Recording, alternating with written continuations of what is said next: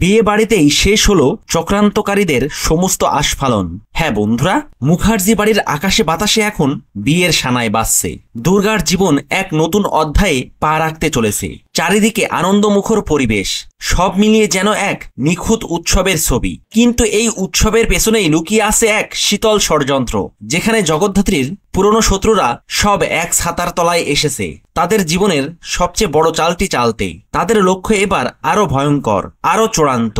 যেখানে ঘরের শত্রু উৎসব ও বৈধী মুখার্জি চাইছে জগদ্ধাত্রীকে শেষ করে দিতে, সেখানে বাইরের শত্রুরা তো বেপরোয়া হয়ে উঠবেই, কেননা ভেতর থেকে তারা তো সাহায্য পাচ্ছে। এদিকে যে তত্ত্ব বয়ে আনে আশীর্বাদ, সেই তত্ত্বের বক্সেই ইভেন্ট ম্যানেজারের ছদ্মবেশে লিলিপুট লুকিয়ে রেখেছে একটি মৃত্যুবান বন্দুক। আর এদিকে সঞ্জিত ব্যানার্জি ঋষভের বাবা মায়ের কাছে ক্ষমা চেয়ে ভালো মানুষের মুখোশ পরে শিকারের অপেক্ষায় রয়েছে।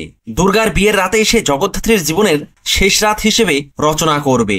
বিয়ের রাতে সবাই যখন আনন্দে মাতোয়ারা হয়ে উঠবে, ঠিক তখনই টিটু লিলিপুট, বেদচন্দ্র ও সঞ্জিত ব্যানার্জি তাদের পরিকল্পনা মতো চূড়ান্ত আঘাত হানবে মুখার্জি পরিবারের ওপরে। কিন্তু এরা তো আর জানে না, এই গোটা বিয়ের আয়োজনটাই তাদের জন্য বিশাল একটা ফাঁদ, যেখানে শিকারী নিজেই শিকার হতে চলেছে। হ্যাঁ বন্ধুরা, বিয়ের রাতে ষড়যন্ত্রকারীদের সমস্ত আস্ফালন বৃথা যাবে। তারা নিজেদের শেষ পরিণতি নিজেরাই ডেকে আনবে। পুলিশ ও ডিপার্টমেন্টের লোকজন তাদেরকে হাতে নাতে ধরে ফেলবে। হ্যাঁ বন্ধুরা, আর এই রুদ্ধশ্বাস পর্বটি দেখতে চোখ রাখুন জগদ্ধাত্রী ধারাবাহিকের পরবর্তী এপিসোডে। ধন্যবাদ।